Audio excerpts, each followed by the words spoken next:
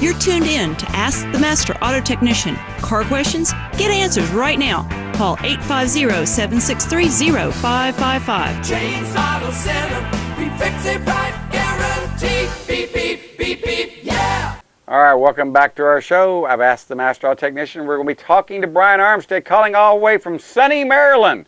How you doing this morning, Brian? Well, it's not as sunny as you might think it would be for this time of year, James. We've got temperatures in the low 30s this morning, so a little bit of frost on the tulips this morning. Oh, Lord have mercy! I thought y'all were having global warming up there. Not quite. I mean, but I think it's because of global warming that we're still at 31 degrees. April 14th. Come on, give me a break here. Well, it is, like I said, it is springtime. We down here in the South, we have a little rule of thumb. We don't plant our gardens till we see the pecan trees have little leaves on them about the size of squirrel ears. I'm serious. You guys are smarter than we are down there, I tell you. now, tell me, you got to drive a Chrysler 300. Now, tell me, I know that we got the new Chrysler 200 out there that looks, that reminds me of a Tesla, and there's a lot of, but the 300, it is kind of like you said, a forgotten car. Why is it a forgotten car? Well, because there's so many other cars out there now. I think that people kind of overlook the Chrysler 300. When it came out, in the early 2000s, 1999 actually was the first year for the Chrysler 300M, and it was to pay homage to the letter cars that Chrysler produced in the 1960s, the powerful 300C, and they had different cars with different letters that designated different performance variants. So to pay homage to these cars, Chrysler reinvented or reintroduced the Chrysler 300 in 1999. And from 1999 to 2004, they had the 300M, which was a really, really popular car. From 2005 to 2010, the Chrysler C300 came out, right. And then, they came up with another generation. They had the station wagon version, which was called the Dodge Magnum.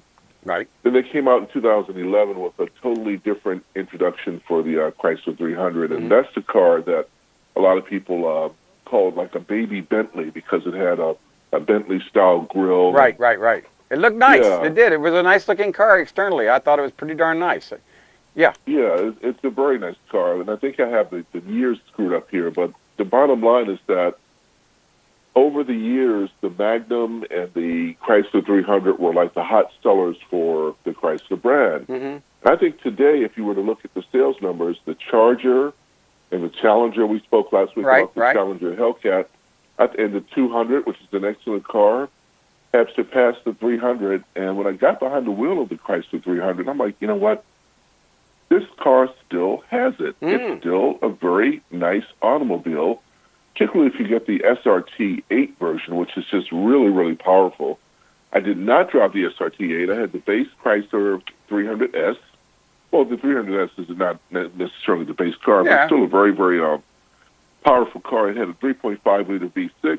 And it just was all around very, very impressive. I think the thing that I liked the most about it had the Redline red tricolor pearl paint. Oh. Which just, in the middle of the sunlight, it just lights up like a flame, and at night the lights hit the pearl red. Interestingly, the Challenger Hellcat that I drove was the same color. It's just a stunning color for this car. It is. And only a $500 option when you start to take the option box. Yeah, the only thing I know is when you go to, if you ever have a fender bender and you go to match it, I'm a paint body man, it's a pain in the butt to match pearl. But it can be done. It's a pain in the butt to match it. But yet you're right, it's a beautiful color. It really is. Pearl's you kind of, so what? Yeah, it's our job. This is what we do for, hey, electronic ignition. Cars can be a pain in the butt, but it's a beautiful, it's a flip-flop paint job, what you're talking about. One way you look at. I remember when I used to drive Audi Quattros back in the 1990s. Pearl white was the color that you had to have. Oh, yeah, everybody had to have. And everybody's like, you know what, it's going to be hard to match. I don't care. I want pearl white, so I'm getting pearl white. And that's exactly what you got. It's a beautiful color. I mean, it's like fire engine red, flip orange. I mean, it just is beautiful color. Now, tell me about handling. Did it handle like how did it handle? Because I know you put them through the paces. Oh, I did, James. And the Chrysler 300 is not a small car, but it handles like a smaller car. One would tend to think of a BMW 3 Series when you think of the handling of the Chrysler 300S. Maybe not quite as tossable as the 3 Series, but certainly a lot of fun to drive. Wow. Now, I drove a rear-wheel drive version. Okay. You can also get the 300 in all-wheel drive, which will give you enhanced performance, enhanced wet weather traction, and enhanced snow traction. I know you don't have to worry about that. No, we just have to worry about rain. That's all we have to worry about. Yeah, but so the all-wheel drive will certainly give you enhanced wet weather traction because all 4 tires are part of the whole moving forward motivation process. Quiet ride, James. Very, very quiet. Almost luxury car type quiet. But you hear just enough of that Pentastar V6 to keep you excited. When you have a luxury car, you don't want to be lulled to sleep by ultimate boredom. I think that's where some of the early model Lexus cars kind of failed. They were so nice and so quiet and so perfect that, oh my God, just put me to sleep. Just kill me and get it over with. Whereas the Infinity cars that came out at the same time, you could hear that V8 engine in the Infinity Q45. Oh, yeah. The V8. Oh, yeah. You could hear it roar. It'd wake you up. It really would. Now, this is a direct injection engine. I'm guessing. I don't know. I know that they're coming out with it. The V6 engines are turbocharged. I don't know if this one is or not. But direct injection where it's like a diesel engine where it has lots of performance for such a small engine, lots of horsepower. I don't know if you know if it's direct injection or not. But well, let's take a look here and see. Right. I'm not quite sure that gasoline GDI, gasoline direct injection. I don't know if Chrysler's come out with it. I know they were talking about it. Chrysler has kind of been dragging his feet on direct injection, but most everyone else has it, and they put out a lot of horsepower. I mean, I'm talking a lot of horsepower for the Ford truck, the EcoBoost truck. It's a V6 with twin turbos on them. They're monstrous as far as performance and power. And I was thinking that just about all the manufacturers are going to gasoline direct injection now, and I thought maybe this one was one of them as well. Well, I'm sure that it may not. I don't have the answer. It doesn't matter. It doesn't matter. But people can go try it out and go to their local Chrysler dealer and talk to them about going for a test drive. What do they need to do? I know if you want to drive a Tesla, you have to make an appointment. But what do they need to do if they want to drive one of these at their local dealership? They need to call and make an appointment. Are you kidding? The Chrysler dealership? Hey, I just figured it. Take your warm body through the door, and one of the kind people at the Chrysler dealership will be more than happy to see you come in. That's what I was thinking. You can also get this car with a V8. I just wanted to point that out. The V6 got 23 miles per gallon in the city, and it gets 31 on the highway, so it's got great fuel economy. Wow. This is the car that's forgotten. I mean, they would love to see you come to the door and pick up one or two or fleet of them if you were so inclined. Well, I got Inside, about it's kind of a full Lux treatment. You get the 8.4-inch Uconnect screen for telematics.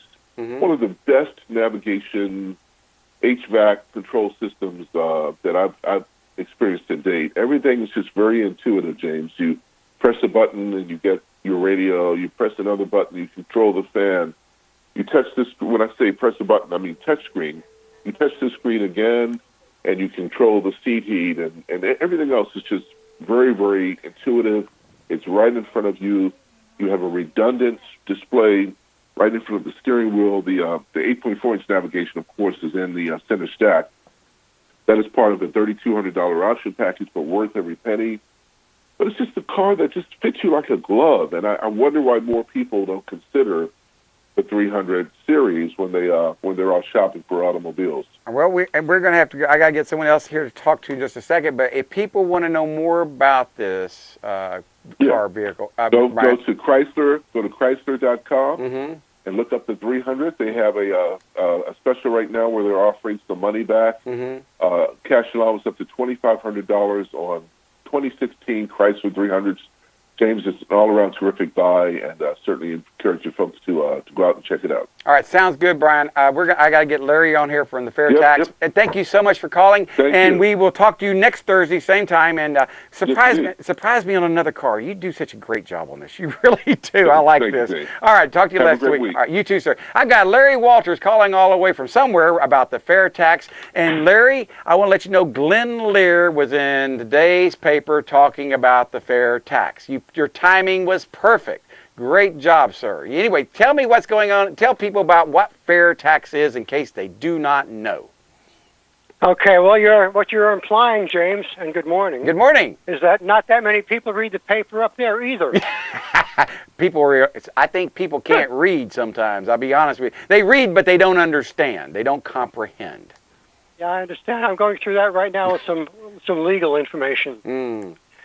Well, the fair tax, listen, this is legislation Mm-hmm. that it has been in the House for quite a few years now, being sat on by the Ways and Means Committee because the last thing Congress wants to do is give up power, you know. Yeah, of course. And the legislation does a few things that I think are pretty important for us as a people and as a nation. Mm-hmm. It abolishes the entire income tax code. Mm-hmm. The code and regulations itself, the text that's in Washington that the IRS is responsible for enforcing. Mm. And because it abolishes the code, there is no longer a need for the IRS. Yay! Sorry. So it literally discontinues funding the IRS at the end of the third year after being passed. It gives them 1 year to, it gives them 3 years, one to process the returns for the last year of the income tax before the fair tax is implemented. All right. And then just to clean up their work. But as of the implementation of the fair tax, there is no more income tax code to be processed. Larry, we got about 2 minutes left. I got you. I didn't know you were calling today, and I'm going to try to get you on another day. Matter of fact, I can get you. We're going to get you on. And we're going to get you on again. But here's what I'm going to ask you. We got 2 minutes left. What would happen? What's the easiest? Why is the fair tax fair versus the income tax? You got 2 minutes to tell me that if you can. Great. The legislation treats everybody exactly the same, James. Mm-hmm. There are no favoritisms. It doesn't matter what one's station in life might be. They're all treated the same.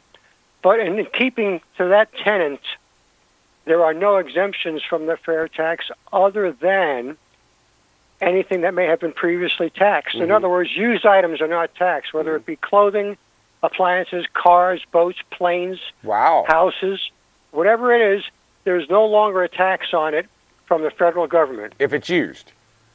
If it's used. Got it. The second thing is, because we don't believe anybody should pay a federal tax on the essentials of life, there is a family consumption allowance. We call it a prebate. Family consumption allowance is a mouthful. It's a prebate. It's a tax rebate paid in advance each month to compensate for the taxes paid by you at the cash register when you buy your goods and services. That sounds like Go ahead. I'm sorry. Go ahead. That's fine. So far they get a prebate, so they get money back for basic needs and services. That way, the poor would not be affected more than anybody else. Everybody gets it back, I guess. Is there a credit allowance to everybody, or just certain income groups? You're right. Everybody gets it back if they're qualified. The qualifications are you must have a legal residence in this country, and you must have a legitimate, active Social Security account. Wow. Which means illegals will not get that prebate. Many of them will deport themselves because it's going to become expensive for them to live here, or more expensive. And anyway. that's a great way. The fair tax could solve a lot of the problems with immigration. Then you're saying, so that could kill two birds with one stone, so to speak. Well, no, it'll certainly solve some of them, James, because some of the immigrants are doing pretty well. The illegals are doing pretty well, and they'll be able to handle the sales tax. Oh yeah. The sales tax rate is 23 cents out of the dollar. That's 23%. And it's in the price of the goods on the shelf, but it will be posted separately on your receipt, so you know exactly what our government is costing us, and that's not going to be fun. Larry, it is what it is. We're up against a hard break. I want you to call again next week, and I'll make sure I have time for you. I want you to call next Monday morning if you can, if possible, around 6. I can't do Monday, Wednesday, or Friday. Do Tuesday. Rehab. That's right. Cancer rehab. Call me Tuesday morning at 6 o'clock then, okay? Tuesday We'll do morning. that. All right, sounds good. Larry Walters. Larry Walters with a fair tax. This is James Morris with Anna Marie Morris. We'll talk to y'all tomorrow. Bye bye now. James Auto Center, we fix it right.